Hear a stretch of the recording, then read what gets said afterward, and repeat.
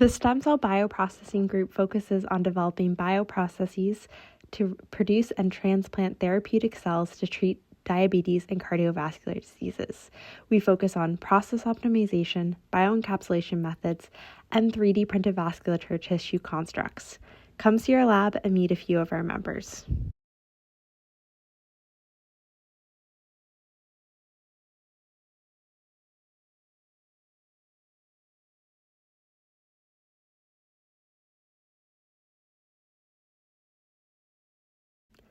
This is a centrifuge. By rotating at high speeds, it can separate liquids based on their density. In our case, we use it to separate live from dead cells or to separate liquids from particles.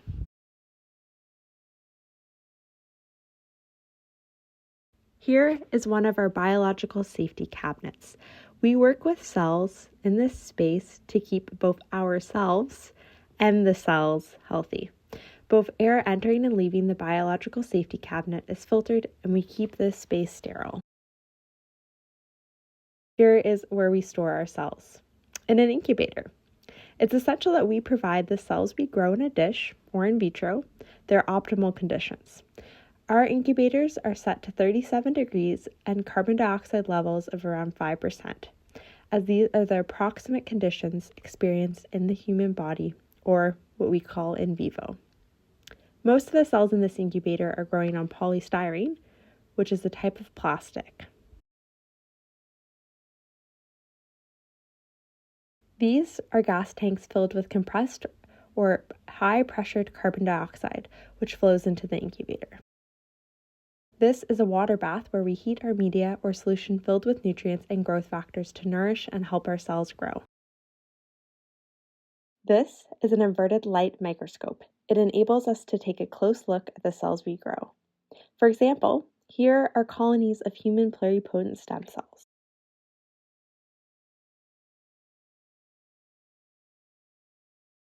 Hi, I'm Robert, and I'm doing my master's here at McGill University. And my research is about putting cells into beads. Here at the Stem Cell Bioprocessing Lab, our goal is to treat people with type 1 diabetes by giving them an artificial pancreas made from stem cells. And part of that process needs us to put cells into beads. So what are these beads? You can think the beads as a type of container or a new house for the cells to protect them from the environment around them.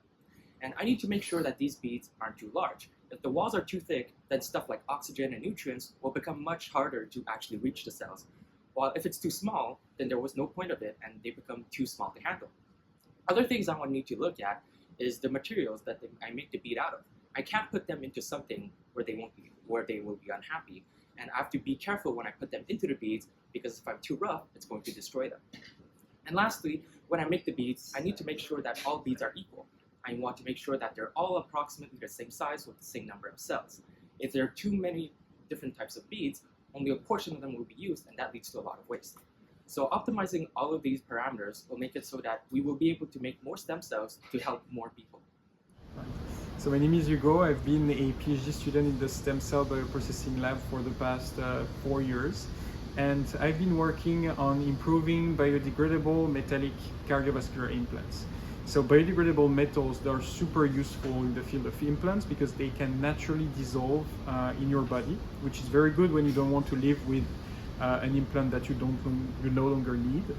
And my goal is to put a cocktail of biomolecules on top of those implants to make sure that we have the right cells on the right places. So in your body, you naturally have some cells that can repair your blood vessels. And what I do is that I optimize and guide the interactions between the cells and the surface to make sure that the implant will regenerate naturally.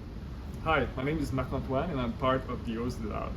So my research focused on a specific type of cells that we can find in our blood called endothelial progenitor cells. And those cells are really involved in the healing process of blood vessels. In order to take advantage of those cells, we designed a specific modification of the surface in order to capture the cells and provide them with the proper microenvironment in order for them to cover and colonize the surface.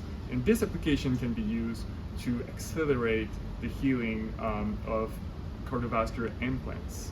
So we know that some of those surfaces are not really good in contact with blood over time, and one way to solve that is really to invite the cells in the solution to cover the surface in order to have better interaction with the blood. Hello, I'm Florent Lemaire, a postdoctoral fellowship in the Stem Cell Bioprocessing Laboratory. My research focuses on pancreatic islet encapsulation for transplantation in type 1 diabetic patients. The idea of this cellular therapy is to replace the non-functional pancreatic islet of this patient by insulin-secreting cells to restore a proper blood glucose in this patient. Islet encapsulation in clinic has been slowed down due to two main issues, which are the graft rejection by the host immune system and the lack of oxygen, leading to a lot of cell death post-transplantation. That's why we are developing a new encapsulation system in the lab to provide an answer to these two problematics. So first, we would have with this encapsulation system a semi-permeable membrane blocking the contact between immune cells and the transported cells to avoid graft rejection.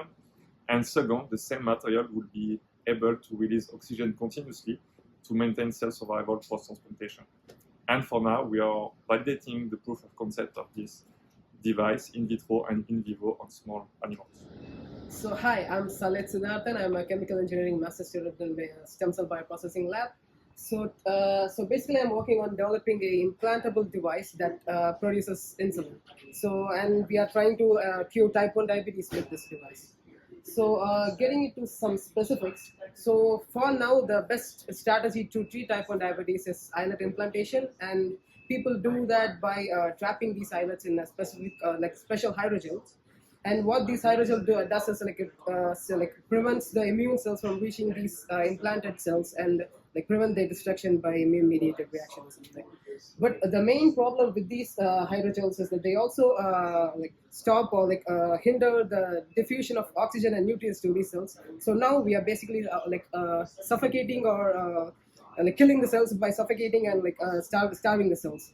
So my project aims to solve this issue. So basically, I'm aiming to create an encapsulation device with inherent channels inside. So I can actually show a prototype of that.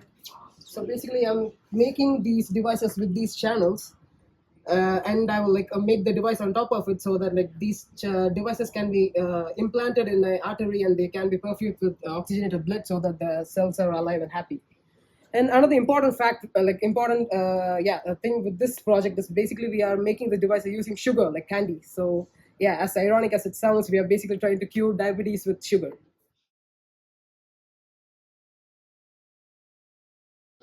Robert, what's your favorite part about research? Actually, my favorite part about research is probably that I get to do a bunch of stuff I normally wouldn't be able to, because it's like a research environment. Sure, there's a lot of protective equipment that you have to wear, but it also makes it so that there's a lot of equipment, machines, and even chemicals that isn't usually available to a regular person. So that's pretty fun. It's a new experience, you could say. So what I love about research is the freedom that it gives you. I've worked in the industry, and you cannot experiment with your ideas as much as you can within research, which is very exciting. You can try new things, and if you find the right lab, you can definitely have an impact, because you can try and you can be bold about your objectives and your experiment. So what I like about research is probably the creative process.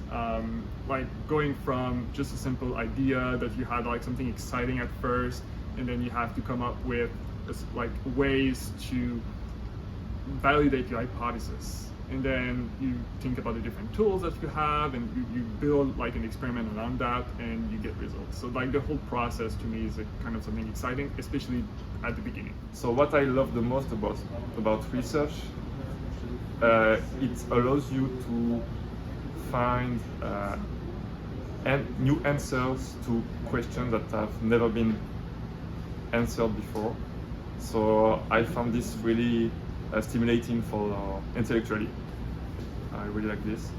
So it's my favorite part is I'm playing not a significant but some role in a greater good, let's say in after like 20 or 30 years, this device will finally go into a patient and like possibly cure diabetes. So I'm not going to be there when that happens, but I'm at least like I'm being like a single step in that direction. So that's my favorite part about this research.